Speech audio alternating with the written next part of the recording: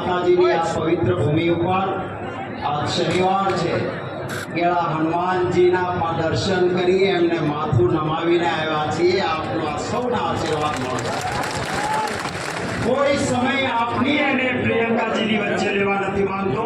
આપણે તો મળતા રહીએ છીએ અને વાતો કરતા રહીએ છીએ. આપ સૌએ જે આશીર્વાદ અને પ્રેમ ગેનીબેનને આપ્યો છે એ માટે બનાસકાંઠાના તમામ જ્ઞાતિના લોકોનો ખૂબ ખૂબ હૃદયપૂર્વક આભાર માનું છું અને હું વિનંતી કરીશ આપણા આજના મહેમાન अखिल भारतीय कांग्रेस समिति ना महामंत्री राष्ट्रीय नेता आदरणीय प्रियंका गांधी जी ने आइए और हमें संबोधित कीजिए.